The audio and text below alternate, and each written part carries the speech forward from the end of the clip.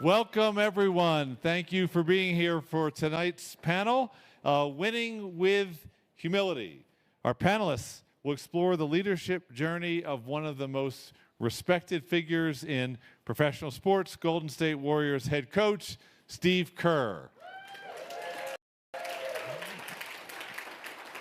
It is so great to have Steve and his wife here for this festival, not only speaking, but attending programming and asking questions and getting to know some of the regulars that have been here. Steve is, as I think you know, a 9-time NBA champion as a player and as a coach. He also is a 2-time gold medal coach for the U.S. men's basketball team in the Olympics, and there's an incredible Netflix film, you've got to see it, about last year's gold medal team with LeBron James, Kevin Durant, of course Steph Curry, and a roster full of superstars. How did you pull them all together?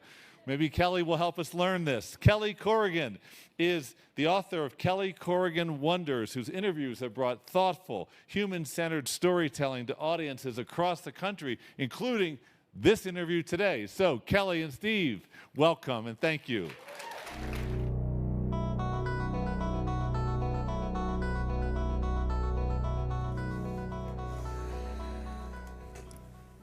Hi. Hi. How are you? I'm good. You? Yeah, really good. Yeah. So you are very good at your job. You are very well paid, and everyone thinks you're the biggest VIP. But I don't ever get the feeling that you think you're a very important person. In fact, you should know that when I was texting Steve to say, hey, they want to do this thing with us, he said, no, I'm already on stage. And I was like, no, I think they want you twice. And he was like, why? And I was like, I'm going to be on stage 5 times, and I didn't think it was weird at all. Well, then you said, I said, well, what would it be about? And you said about humility, and I said, nothing says humility like a panel on humility. So let's explore why I know. I'm so humble. Yeah. Let's talk more about me, Kelly. Yeah. Do you have a theory? You must, about why sports are so captivating? Yeah, I mean, it's music, art, sports, literature. If you heard Jeff Koons, was anybody at Jeff Koons? He was talking the other day about the feeling that art gives him, you know, the visceral feeling, but it's more than that. It's sort of a sense of peace. It's a sense of happiness. But beyond that, there's just a sense of well-being, I think, when you are actually doing something you love. And I think that's also true for watching people do that, you know. Mm-hmm. And then, of course, with sports, there's this tribal nature of, you know, I mean, we all want to belong to a tribe. And, you know, I went to the University of Arizona, and I noticed that their baseball team was in the College World Series. I don't watch them all year long. I have no idea who any of the players are. And I read that they're in the College World Series, and I turn it on, and I'm going crazy. I'm like, yes, come on, let's go. That's my tribe, you know, and the Warriors. And every team, every university, whether it's a club, whatever, like if you're invested, there's an amazing feeling about being part of something, and like that other people are also part of. Yeah, and maybe it's like a maxing out, like what Jeff Koons was talking about, like the fullness of his cognition and his spirit, and like all things are working at the same time. Same with sports when you're watching somebody like Steph or you in your younger years, and you think somebody is at the absolute top of their human potential. Like, that's sort of a thrill. It's a thrill. So the greatest moment I've ever experienced in sports, if you're a Warriors fan, you'll remember this. Otherwise, it's a little random. But Klay Thompson was on our team 2015, I believe it was. And he scored a record. Scored 30, I think it was 36 points in one quarter. Oh, yeah. It was at home. It was, when I say it was a religious experience, I'm not exaggerating. It was a religious experience for everyone in that building, because what he was doing was inhuman. But obviously, we were all witnessing it, and it was It was like, wow, a human being can do this, not only, physically make all these shots in a row, but reach this state of flow and beauty, and then to see his teammates responding around him and the joy that they were taking and feeding him the ball and making sure that this was all happening. It was, honestly, it was the most beautiful moment I've ever experienced in sports. Yeah. It's also kind of glorious to have a hero. I mean, we just crave it so much. It's so in our DNA. And when people do something like that, I always feel like that is heroic. Yeah. That is like fucking heroic, Yeah. you know? Yeah. It's pretty I don't know if I cool. was supposed to say that. But you got me all worked up about Klay Thompson and 36 points in a single quarter. So 37. It just dawned on me. Somebody was, it was 37 points in one. I saw a couple of people like, no, I got it right. I got it right. I think that was my husband. So you have this interesting way of being in the world where I feel like you're toggling between your world and the world all the time, maybe like even within every day. And I wonder, when did you start to care about the broader concerns of the world? Well, I think I was raised to do so. My dad was a professor at UCLA. My mom was an educator also, and they would have barbecues all the time at our house in Pacific Palisades in Los Angeles, and it was like, a convention of just people from every continent. It was pretty amazing, the number of languages I would hear, and then the number of discussions about what was happening around the world. And I didn't care. I was 10 years old. I was thinking about whether the Dodgers won that day or not. But it was it's like osmosis. Osmosis. But this became a part of my childhood, was just hearing all this political talk, but also this great cross-cultural importance of communicating with people who might think differently. Yeah. Kind of why I'm really enjoying a lot of this this week. I mean, hearing so many interesting people talk and bringing up important topics. That's kind of how I grew up. So if at 10 you weren't interested and you were hoping to sneak away with some ice cream to watch the Dodgers, when did you start to have an ear for it, where it was like, I think this does matter, and I think I do want to be literate in the ways of the world? I think in college, I started to expand my horizons a little bit, but that's such a selfish time for most people. Well, I know. In fact, I have to say, I told my wife yesterday, this has been the most amazing week, and we've probably been to 7 or 8 panels, and they're incredible. And I told her, I said, this is what college would have been like if we had been paying attention. This is totally amazing. Totally. So better late than never. But welcome. Thank you.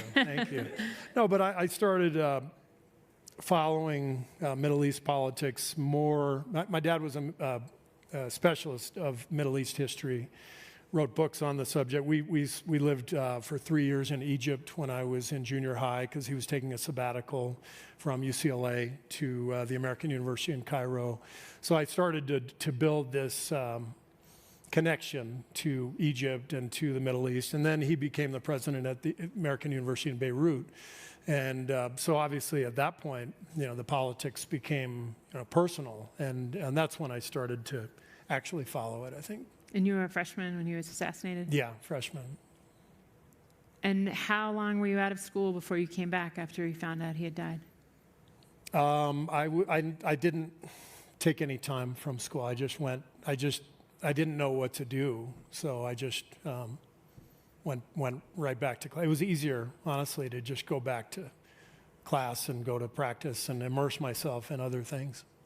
Were the self-centered 18-year-olds you were surrounded with aware of what had just happened? Or? Oh, yeah. Yes. Yeah, that's part of the beauty of being, on a team, is that becomes your second family. And I had great friends, and, my coach, Lute Olson, was an incredible man. And, he made me come stay with him and his wife and his family for the first couple of nights, and he really looked after me, and so that was my family, away from home. Was there any sense when Lute Olson was doing that you thought, if I ever coach, this is the kind of coach I want to be? Or was the idea that you would someday be a basketball coach had never occurred to you? No, I think it did occur to me. I mean, I really was very single-minded as a child. I come from this academic family, and I truly was the black sheep. I was not that interested in academics, and but when I was in school, and that's the time you got to start thinking about, all right, what are you going to do? I didn't think I was going to play in the NBA. I didn't think I had any chance to do that. So I started to think, being a coach sounds really fun. So I started to watch him, and he was an amazing coach, Hall of Fame coach. Yeah. And that was the first time I really started thinking that might be what I do someday. So in your childhood, in your family of origin, were you the alpha, or were you just the oddball who was in the driveway shooting baskets? And did they have any interest in your interest in athletics? My older brother did. Oh yeah, my parents were both interested. My dad loved coming to my games, and it was a different time though too. A lot of days it would be like having breakfast. It's like, well, what are you doing today, Stephen? Like, oh, I have a game. Oh, you do? Oh. Now it's it's like planned a month. Oh in yeah, advance. the game is and make sure you have your meal beforehand, and Totally. it was actually, I think, a very healthy way to grow up, and I think it wasn't just my family. It's like it was just the thing. Like you had a game. Maybe your parents come if it's on a Saturday, if it's on a Thursday evening, no way. They're busy doing their stuff. And I think there is some of that today that's just overbearing for kids. And so I think I had a very healthy sort of balance of my parents supporting me in my athletic endeavors and not trying to dictate anything, and enjoying some of it and ignoring other parts of it, and it all worked out. And that'll keep you humble. I mean, if your parents are driving 5 hours to see you warm up, that's a message. That's a loud message. Yeah. My cousin coaches the men's lacrosse team at Notre Dame, and they've won the NCAA a couple times. And I asked him once, what's the worst part of the job? And he said, the parents. Yeah. And I said, you have parents in your dish in college? And he said, I have parents on the phone for me every Monday with ideas about where their kids should play on the field. It's one of the best parts of being in the NBA. The parents don't matter. Yeah. We welcome them, hey, come on, we'll do, but yeah, don't call me if your son's not getting much playing time. That doesn't work very well. I want to talk about Ann Kerr a little bit. Tell everybody about your mom. Yeah, my mom is, she's 90. She still operates the Fulbright scholarship program in Los Angeles out of UCLA. Very proud of her. She really carried on with her life after my dad died, and she was 50 at the time, 49. And she's been involved in the world of sort of cross-cultural relations ever since. She's on the board at AUB. She travels to Beirut all the time. The way she and my dad met, my dad grew up in Beirut. His parents were on the faculty at the American University. She took her junior year abroad from Occidental College and met my dad. And so that's kind of how it all happened. And then she was, right from that moment, when she went over there, I think she just met people from all over the world and became really fascinated with cultural cohesion and collaboration. Yeah. So kind of has dedicated her life to that. And your family won a lawsuit after your father was assassinated, and you gave all the money to scholarships for international students at UCLA? We did, yeah. I guess this was about maybe 2002.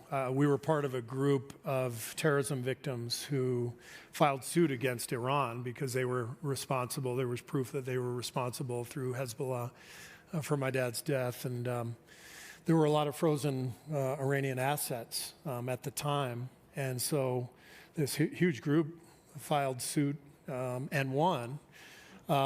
It was a kind of a bizarre experience. We went to a federal court in Washington, D.C., and had a trial with an empty table where the Iranians, would have defended themselves, but they, did not show up. And my sister called it free therapy. It was like we got up and witness stand and talked about everything that happened. And there was no actual trial, but we were, we all sort of got to talk about our loss. And so we won a judgment, and I'm trying to remember how much. It was significant money. It was close to $1 million, I think, and we gave it pretty much all of it to scholarship funds at UCLA. I gave my section to Berkeley because eventually I did. I had, we had it sort of scattered, and then there was a payment that was later, and I was already in the Bay Area. 2 kids at Berkeley, so we started a Kerr family scholarship at Berkeley as well. And my dad was at UCLA for 20 years, so there was just the UC connection was really strong. That wouldn't put a knife in your dad's heart that you gave some of the money to Berkeley. If he was a UCLA guy, there's a little, tension there. Your mom made you all learn to waltz on her 90th birthday? She did, yeah. We had her 90th birthday last summer in Pacific Palisades, and sadly the home burned down several months later. It was terrible. Yeah. But the home of your childhood. Yeah, our childhood home. And but yeah, she told us for years. She said, "The only thing I want for my 90th birthday is for you to waltz with me." And so we had a party with some musicians and a waltz instructor, and there were probably 75 guests, and everybody was waltzing in the backyard. So she had a great time. Yeah, and we were terrible at waltzing, by the way. Yeah. Just awful. So you and Margot have made your own family, and I have noticed sometimes with VIP types that something that keeps some of them on the right side of arrogance is that they are often challenged by their children. And I wonder, what's the culture of the Kerr family? Oh, yeah. Are you getting beat up at home? We get beat up. There is, and that was established pretty early on. We felt strongly about making fun of our kids when they were about 4 years old. That's nice. Yeah. That's nice. It just seemed like it would be more fun if we did that. And as soon as they got old enough, they started returning the favor. Yeah. And that is a constant. It's a source of joy and humor. And they definitely love taking part in all that stuff. But yeah. And so you're not the king of the castle. No, not really. Yeah, and do you Margot think that is. Margot's the queen of the castle. Right on. Yeah, right on. Fair enough. Much easier that way, by the way. It is. Just tell me what to do, and I'll do it, and that works well for both of us. Yeah, Edward. You love him so much. You think he's so great. I think it's clear what the order is. It might challenge conventional wisdom a little bit to have somebody who is, deeply committed to winning, and then also has real concerns about the world and cares about gun violence and Ukraine and Uvalde and public policy. Is there a way that helps you be better at your main job? Like that I think broad so. remit Yeah. that you've taken? One of the things, I think I might have talked about this the other day, but one of the things I learned from both Phil Jackson and Greg Popovich was a sense of perspective and what's happening in the world and why it's so important, not only for your fellow man, but also to put the sport in its proper perspective, which to me, it allowed me to just play more freely, just because I did not treat myself well growing up in terms of losing and failing. I would just beat myself up. It was very unproductive. And sometimes Ann Kerr got on you about throwing fits, as I recall. Yeah, she wasn't. Yeah, my mom she's a good athlete, but not a competitor, not a sports fan, and she could not understand why it mattered so much to me whether we would win or lose. But for me, it was like my whole self-dignity depended on winning, which is a terrible way to treat yourself. Yeah. And so I really did have to learn how to temper that feeling. And Phil Jackson, Greg Popovich, the way they approached coaching and the perspective they offered. Phil was the first coach who I ever had who employed meditation, mindfulness, Zen, the Zen philosophy. They call him the Zen master. That was his nickname. But, he had so many great ways to express just what we were doing, why it was so important and why it was so unimportant at the same time, you know. Treat every day like the fate of the world depends on it, with full awareness that 99.9% of the people in the world have no idea that this game is even happening. You know, the NBA Finals, right? Like, you'd think, you know, in our minds, it's like, oh my God, everybody's watching. No. Right. Almost the entire world has no idea that this game is happening. And Phil had this magical way of sort of balancing this idea of competing and why it matters so much. But why it mattered so much was the pursuit of excellence and the pursuit of this beautiful music that we could play together as a team, and how powerful that was in our enjoyment of our life and our satisfaction, our sense of peace. The way he weaved it all together was brilliant. And then Pop did it in a totally different way, because he's a military guy, went to the Air Force Academy. Never was there any talk of meditation or mindful. It was more, you know, the military background. We're going to outwork everybody. You know, we're going to be disciplined. But he shared this very similar view of the world. And then later, of course, became the most outspoken coach, I think, of our generation, or maybe of any generation. And so the fact that they shared this amazing view and perspective of the world and our place in it was really helpful. And I try to follow suit with our players to help them be their best selves. Do you look for humility when you're picking players? And can humility be taught? And how much is Steph Curry your partner in the mission? He is. Steph is the most. He's the most incredible human being I've ever met, because he has the most incredible combination of arrogance and humility all at the same time. And those things aren't really supposed to coexist. But you think about his joy for the game and the way he plays, and, you know, he makes a shot and he does the night, and that is not humble. It's not. It's not. But he's incredibly humble in every moment away from the court. I've seen him, without fail, gracious, talking to every person behind the scenes, welcoming so many kids who are suffering with terminal illness. He's so genuine, so kind, so compassionate. That's not an act. This is real. This is in his heart, and this is how he feels. And I think what happens is the rest of the players, not only on our team but throughout the league, they see who he is and they see his humility. And so then when his on-court arrogance comes out, they're fine with it, because they know who he is. And honestly, to be the best basketball player on earth, you better have some arrogance, you know? And so he's the only guy I've ever met, I think, who's found this beautiful way of balancing these two values, these two emotions, whatever you want to call them. And it just seems to work perfectly. What percentage of NBA players are more arrogant than not? Oh, that's a tough one. Yeah, well, on our team, none. None. Yeah, all 17 of our guys are perfectly humble. No, you're not buying it. No, I just think it's like it probably mirrors, you know, society, humanity, right? And humanity, like think of whatever field you're in. When people are successful, you know, some of them become, you know, impossible tyrants. You said it. I didn't.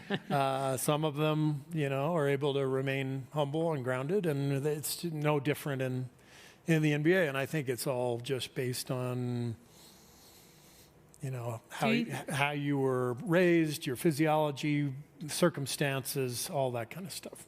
You don't think it's teachable? Have you ever had someone come into you and think like the number one thing you need is to stop thinking about yourself and start thinking about the team, and like melt into this organization and like be a part of this, or you'll never succeed?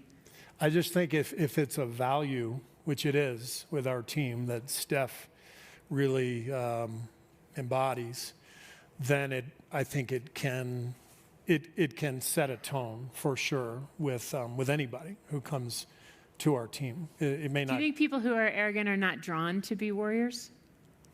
Like, they think, I don't want to be around Steve Kerr and Steph Curry and all these, like, nice guys who have balance in their lives. Like, I want to be with the killers. Well, I don't know if you noticed this, but we're nice guys, and we've been kicking everybody's ass for about 11 years. So yeah. Although the last couple of years have been a little tougher, but honestly, this is Steph Curry's genius. This is the balance that I've learned, through a lot of work, to channel this self-hatred that I had growing up when I would lose to, no, this is competitive fire, right? You just have to help it manifest itself in a different way, make it more productive. And it helps when you get a little older and you realize, all right, I'm not going to win every single time, Right. and you start to figure that out, and then you learn to be a gracious loser. But when you maintain this incredible fire to win, then you can do both. You can be incredibly compassionate and be a humanitarian and just try to beat the crap out of your opponent every single night. It works. It really does. What are your values? Like, can you state them for the team? Yeah, I'll tell you a quick story. So I went to visit Pete Carroll, the Seahawks coach, who I had admired from afar. This was before my first year coaching the Warriors. I went and saw Pete because I just wanted to learn from great coaches. And so I watched practice for like 3 days, and then after the third day, he calls me into his office, and he's like, all right, how are you going to coach your team? I'm like, well, do you mean what kind of offense we're going to run or defense? He's like, no, none of that stuff matters. And I'm like, oh, great. I've been working on this stuff for years. I got my playbook. Yeah, so toss that out. He said, no, like, it's about culture. It's about the vibe. It's about, what you stand for. And he explained to me, he learned it from Bill Walsh, the Niners coach. But he told me, he said, I want you to think about what your values are and then come back tomorrow. I was there for one more day, and he said, come back tomorrow. Tell me what your values are. So I went back to my room, in my hotel room, and I thought about 8 or 10 really important values. I thought about my childhood and my parents and myself, and then we had a great conversation the next day about those values, and he explained to me, you need to pick 4 of them, and then they need to come alive every single day, and that's how culture is formed. And I was like, oh, wait a second, this is what Phil Jackson and Greg Popovich did, but they never expressed it that way, but I felt it. And so I realized I needed for my values to come alive. And then so we had to figure out as a staff what that would mean. So my values are joy, competition, mindfulness, and compassion. Those are the 4 values that meant the most to me in my life. It just so happened that I think Steph Curry shares the exact same ones. So this worked. It very easily could have happened where I had gone to a different team, not enough talent, the values don't catch, I get fired. This happens all the time. So a lot of circumstance, a lot of luck, but making these values come alive, what I realize is that's what coaching is. It's not drawing up a great play. It's a values-driven leadership where your players and your coaches and people in the organization feel these values, share these values, and now you get this movement, right? Just like a political movement, right? There's an organic energy where it's like, oh my God, this is special. And none of us started it. Not one person started it. It happened, but it happened based on a set of shared values. And to me, that's what coaching is. So how do you make joy come alive or mindfulness come alive? Oh man, humor, music and practice. That's what, so in Seattle, I never had a coach play music when I was growing up or playing for anybody. In Seattle, watching Pete Carroll, music was thumping during the drills, and the players are bouncing and they're flying around, and it's like, oh, wait a second, this is actually a real thing. Like, they can still focus with music going on. Yeah. And Pete didn't mind, like in the old days, if there's music, a coach would have thought, well, they can't focus. And Pete realized, no, they can focus, and so that you could see the guys like bouncing around to the beat and then like flying around in the drills. It's like, oh, wait a second, this is powerful. Yeah. And so music, humor, we celebrate every moment of individual success for the players, whether it's having a child or, achieving some accomplishment within the game itself, becoming an all-star or setting a career high in it's whatever. We celebrate everybody and everything, and there's a vibe in the building, and there's a lot of humor, and we hire a lot of people who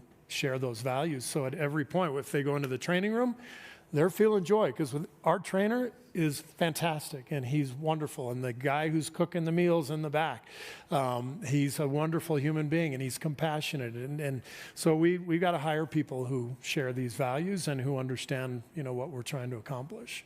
It sort of feels like it's synthesized in Steph's warm-up routine, where he gets further and further and further away from the basket and he's down some hall, and all of a sudden you see a ball come flying in. Yeah. I mean, talk about playful, talk about joyful. Yes, and he's the most joyful athlete I've ever seen in my life, and the fans saw that right away. That's why he is so beloved. He's constantly seeking that. You call it the zone, right? Where where you're not thinking, and he's constantly seeking that through this joyful play. So, what we talked about in the beginning of this conversation, why are people attracted to sports? He embodies all of that, the joy, the zone, the feeling, the vibe. It's beautiful to watch. Would you ever coach without him, and would he ever play without you? Or will you go out together? I'd like to go out together. Who knows how it all plays out. But we're both winding down here probably. But, he might retire, I might retire, and then we're sitting around a year later and he's like, man, I really need to play again. And he goes and plays for someone else. Or you guys go on the PGA? Well, he could go play on the tour. Yeah, whatever. But is he much better at golf than you are? Oh, yeah. No, I'm not. Not even close. But you did beat Obama once. Yeah, but this is a panel on humility, so we shouldn't be talking about sorry. Yeah. So sorry. So for me, when I need to get right-sized, I find reading to be this perfect antidote. When you need to get what? Right-sized. Yeah. When I'm feeling kind of full of myself or overly interested in myself and my projects. And I can just disappear into it. And I know you're a reader. I know you loved The Overstory, and I know you loved The Inner Game of Tennis. Yeah. What have you been reading since the season ended? Man, I just read the greatest book about, has anybody from San Francisco here? A few. Season of the Witch. It is phenomenal. It is... I've never heard of it. Has anyone heard of it? Okay, but breaking news It's a book about San Francisco from kind of... late 60s, the Haight-Ashbury, the rise of the Love Generation, into the Moscone, Harvey Milk era of political violence. It's really about San Francisco's journey from the late 60s to kind of the mid-90s. It reads like a novel. But it's nonfiction, beautifully written. Do you have the headspace to read all through the season, or is it the kind of thing where during the season you just can't settle down into it? Yeah, sometimes I can't settle down. I do like to have a book that I'm into during the season to take me away from whatever I'm thinking of, but I'm not able to accomplish that all the time. So, do you think your guys are reading? Some of them, yeah, not all of them, but some of them do. It's interesting in the NBA now. We have so many guys who are coming in at 19 with no college experience. Oh yeah. And so on our team, we have our three best players, Steph, Draymond, and Jimmy Butler, are 37, 36, 35. And then they've got these teammates who are 19 and 20. They have virtually nothing in common, And so it's... What a gift for those young people. Oh, my God. It is. Can you imagine? Yes. And if you had a team of 19 and 20-year-olds, it doesn't work. You have to have veteran internal leadership and mentoring. And so we have that. And so we have a lot. We try to give our players a little bit of outside education and bring in guest speakers and kind of along the theme of Greg Popovich and Phil Jackson, like, hey, the world's much bigger than yourself. You know, this year we had Mike McFall speak, the former ambassador to Russia, who's a professor at Stanford, big Warriors fan. So it was really easy. I met him, you know, at a dinner, and it was really easy to just say, hey, you want to come watch practice? He's like, I'd love to. And I'm like, oh, and by the way, would you give a little seminar on Russia? Yeah. You know, and he's like, oh, okay, I'll do that too. But oh my God, are you kidding me? A professor who gets asked to give a lecture to the Warriors? Pretty Amazing. cool. And it's one of the great benefits of being the Warriors, having Steph Curry, being in the Bay. We have so many interesting people. Yeah. How many speakers would you have in a year? Usually just a few, maybe 3 or 4, you know, Yeah. one every month or two. And it kind of depends on who's available. We had John Carlos or Tommy Smith come in. If you're old enough to remember the John Carlos, Tommy Smith raising their fists in the '68 Olympics. So Tommy Smith came in. He's a San Jose native, went to San Jose State, and we had Dr. Harry Edwards come in, who was his inspiration. He's a sports sociologist who helped Tommy and John formulate their plan for those Olympics. We had Dr. Dre come in to talk about Beats and his company. And did he leave a playlist behind? He did not, but we didn't need to. Our guys already had them downloaded, I'm pretty sure. Yeah. Who else did we have? We had Michael Lewis, who's a Berkeley resident, obviously incredible author, come in to talk about his process of his creative process. And it's so easy when your team is on top of the world and you have Steph Curry and you got all these amazing people nearby. It's pretty easy to invite them and get a yes. So we're very lucky. One of the most humbling things, I think, one of the things that will remind you are no God, is pain. Yeah. And you had this terrible, terrible back pain. So first of all, how is your back? And much better, thank you. Yeah. Thank you, yeah. So is there any lessons learned in that horrible year where you're watching your team on television and... Yeah, I mean... or is it just abject awfulness? I mean, it's okay if it was just absolutely awful. No, I mean, there's definitely a lesson of taking care of yourself like you take care of others. You know, I think I probably, in my zeal to make it in the NBA, I abused my body for sure. And I probably played too long, but even after I retired, I took up tennis and just started, you know, playing 5 days a week. And I mean, I did not plan my old age very appropriately. Has anyone ever read Atul Gawande's Being Mortal? Phenomenal book. Phenomenal. Phenomenal. Like must read. I wish I had read that when I was 35, honestly, and made a plan for myself to recognize that, hey, I want to do these things for as long as I can, and I need to look after myself. I didn't really look after myself, and I you know, I regret that. Yeah. It also must give you such empathy for the players, not that you didn't already have empathy for them as a player, and as you often say, as a player that was at the back of the rotation, not the front of the rotation. But it also must have been this kind of piercing, visceral empathy for the kinds of injuries you see on the court. Like injuries, physical injuries, and also emotional stress, because these guys go through a lot. I think that's the hardest part for anybody on the outside looking in to recognize, because these are dream jobs. These are every one of us who plays in the NBA. We dreamt about it growing up. We took the shot in the driveway, you know, the buzzer-beating shot, and then the beauty in when you're a kid, you miss the shot, and because you're by yourself in the driveway, you got fouled. You know, so you're doing the play-by-play, and here it's 3, 2, 1. And he was fouled, you know, and now you go to the line, and now you do that. And then if you miss the first free throw, there was a lane violation. Yeah. And so you always win the championship in your driveway. And then you get to the real thing, and there is terrible disappointment. And I said it the other day in my talk, you get injured, cut, booed, traded. You know, the mid-season trade, if you have kids, brutal, and so there's a lot about the profession that is very difficult, and that's why compassion is such an important part of coaching and establishing a culture within a team. These guys have to know that someone recognizes the difficult part of what they're doing, not just the glory, Were they coming over all the time to check on you? Like, how were your relationships during that time? Oh, yeah. Guys were checking on me. And I was still taking part in meetings, and behind the scenes I was there for a lot of it. I just had to take time off from the actual physical, job, part of the job. Yeah. Tell us about Margot during that time. Oh God, I'm sorry, Margot. Yeah, she's the best. She's been my my lead researcher on everything over the years, because it was a long haul to get past it. I mean, I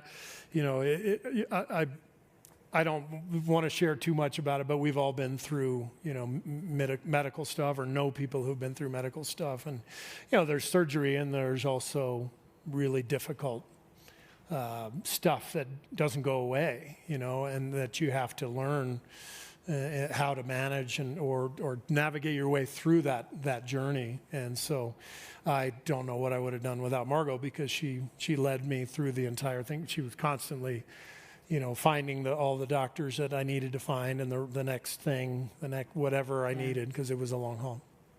This is kind of a personal question, so you don't have to answer it if you don't want. Have you ever been to therapy? Or did you learn all this through living? No, I've been to therapy. Yeah. And what are your takeaways? Like, how did it make you stronger? I think the takeaways are just, as human beings, we all need each other, but we also need self-reflection, and we need people to help us reflect. And we all have strengths and weaknesses, and we constantly have to surround ourselves with people who can cover up for our weaknesses and be part of, a community, a family, a group, whatever it is, and that we're all better off when we sort of learn to thrive together. Yeah.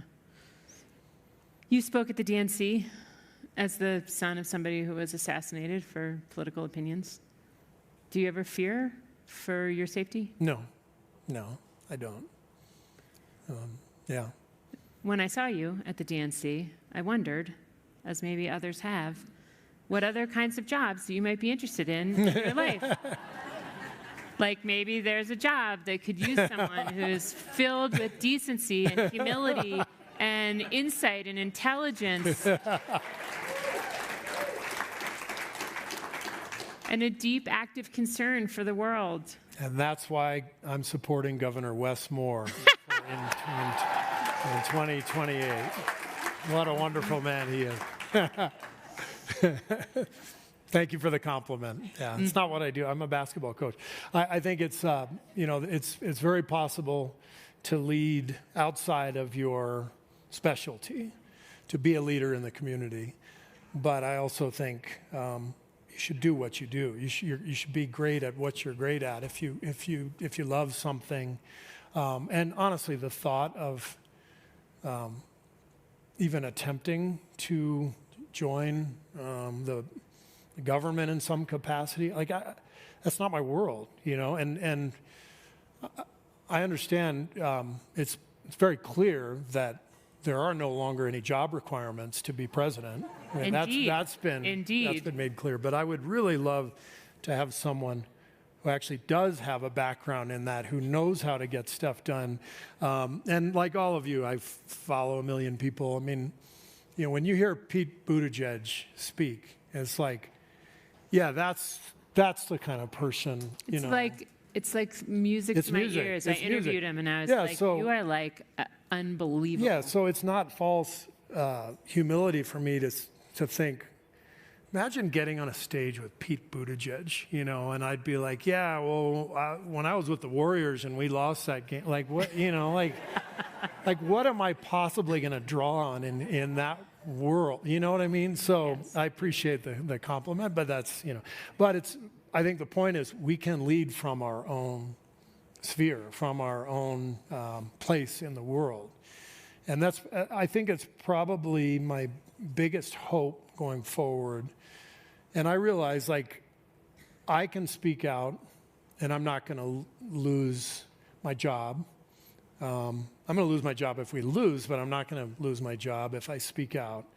But I really wonder at what point people in the corporate world who have so much power are going to be willing to really put their necks on the line. And it's hard because they're answering to their investors, they're answering to Wall Street. But what if everybody out there who's really in a powerful position,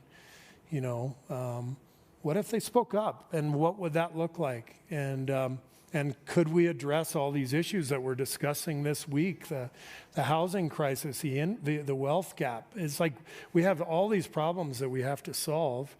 We have these corporate titans, and I get it. Like I said, and Trump is targeting anybody who dares to cross him. So how is that going to happen? Where we get enough people to stand up to him. To me, that's what it's going to take. But I don't even know if that'll work.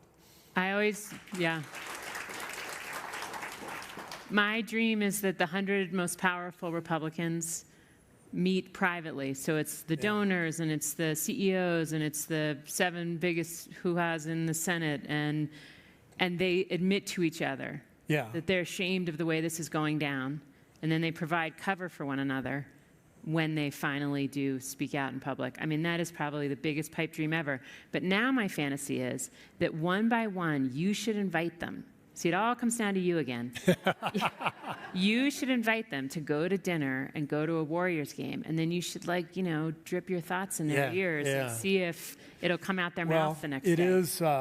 It is kind of what I'm thinking about. Really? In some capacity. Say more. And do you need help? I'm in on this. You're in. I'm so in on this. So I met with Chris Murphy when we played in Washington this past year. And he's obviously one of the leading voices on gun violence prevention, and that's kind of my pet project. And we talked a lot about, thank you. We talked about this very subject. How do we get more people involved? So one of the ideas that we have is, could he and I go to the 4 different owners' meetings of the professional sports, baseball, basketball, football, hockey? They have these owners' meetings where all 30 NBA owners, all 32 NFL owners, they all meet to talk about different things over kind of like this, right? It's it's a 3 or 4 day event where they talk about all kinds of things.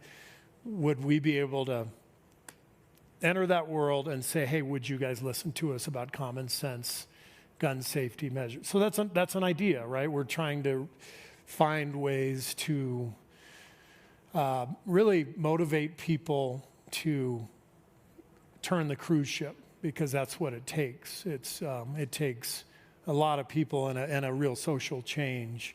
And these are captains of industries and drivers of culture. Who love sports and probably love you. Yeah. So let's leverage it. Yeah. But that's an idea. So how can I leverage my platform in the sports world into some kind of change in our gun violence problem? Was there ever any sense that your speaking out the way that you do sometimes was a problem for anybody inside the Warriors organization? Did you explicitly know that that they had your back? And did you know that day, that horrible, horrible day in Uvalde, Texas, did you know that you were about to do what you were about to do? So first question, that's why I love living in the Bay Area. Everybody agrees with me, I'm very lucky. I tell Greg Popovich, who is really my mentor and the guy I learned from, to how to speak out. I tell him all the time, you're in Texas. You are the one who is doing the difficult, courageous job. And he tells me he gets dirty looks in the supermarket, and a lot of negative feedback. But in the Bay, I'm pretty lucky. Our owner is Joe Lacob, is a Trump supporter, and he and I have had many conversations. And they're very productive, but when Trump was elected in 2016, some of my speaking out was more personal, and Joe asked to have a conversation with me and said, hey, I think it's counterproductive for the Warriors if the attacks are personal. And I was very thankful that he brought that up. And he said, you know, as long as you're talking about policy and your values, like, I have no problem with it. I totally respected that conversation. It was wonderful. There needs to be more dialogue like that, you know, if possible. Yeah. But no, I think in general, it's the NBA is incredibly supportive, the most progressive league out there, I think. And I have not gotten much negative pushback. And so that night you sat down to do the press conference before the game, and does everyone know what I'm talking about? The day of Uvalde, and I mean, you probably talked for 6-7 minutes off the cuff. Yeah. Did you know you were going to do that? I didn't know what I was going to say. I knew I was going to address it. I have several people who I respect in this world of gun violence prevention who I talked to that day. And it was a very emotional day for everybody. But, you know, a couple of the people who I spoke with were, you know, in tears. And I just asked them, what can I say to help the movement? And they just said, just speak whatever's in your heart. And all I could think about was, I live in a country where we don't do anything about kids in elementary school getting murdered by military-grade weapons. This is the country I live in. And these are the leaders who are out there who refuse to do anything.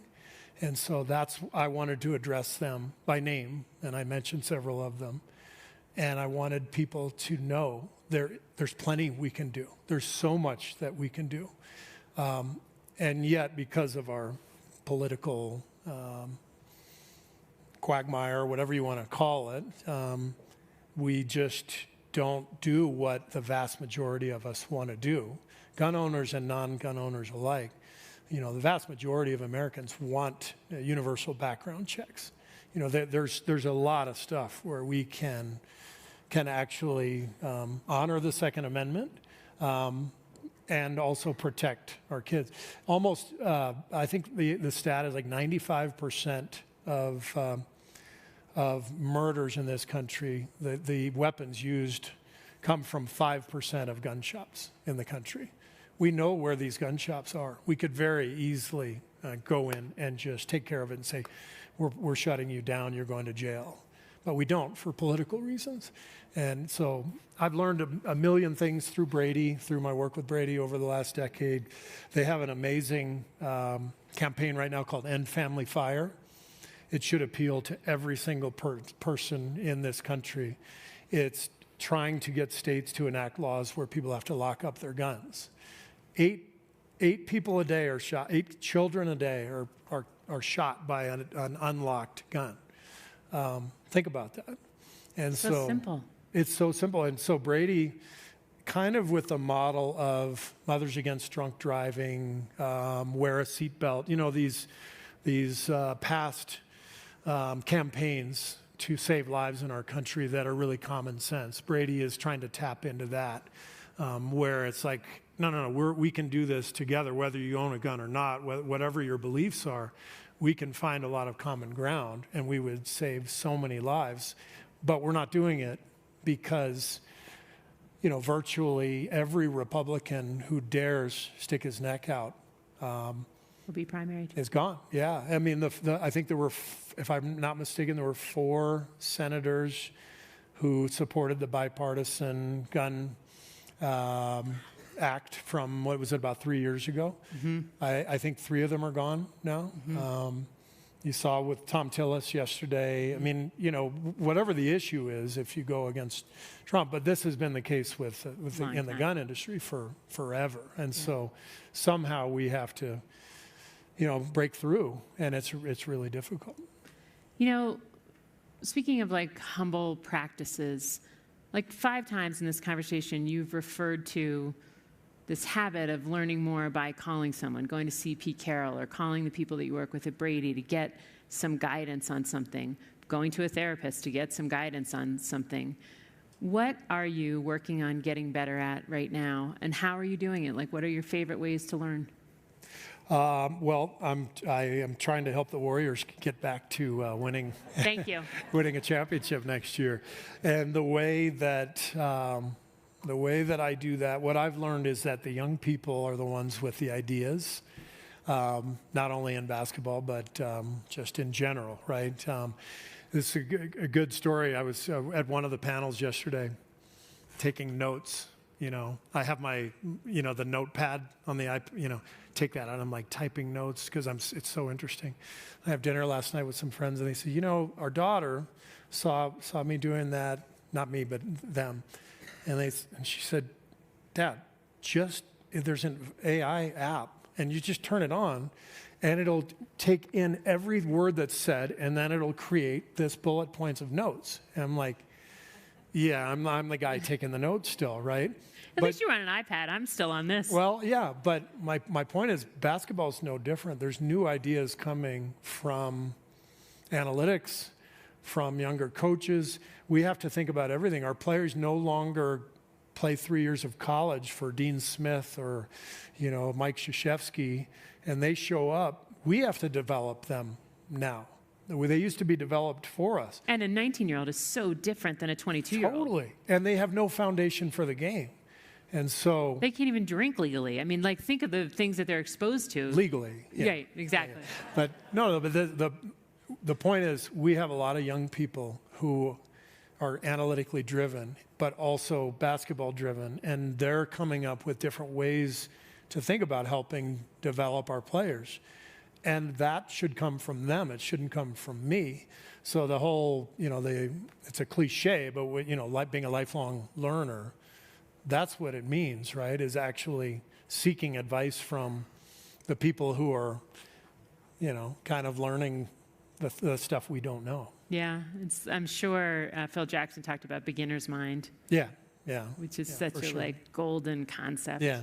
It's a hard thing to admit, though, as you're on the rise, as you're trying to, build your career. It's hard to admit that you don't know stuff. It's a really hard dynamic. But then, it's great because you go to these panels, and I'm like, oh my God, this is the smartest person I've ever met in my life, right? And I'm blown away. But then I remind myself, he has no idea how to guard the pick and roll. There we go.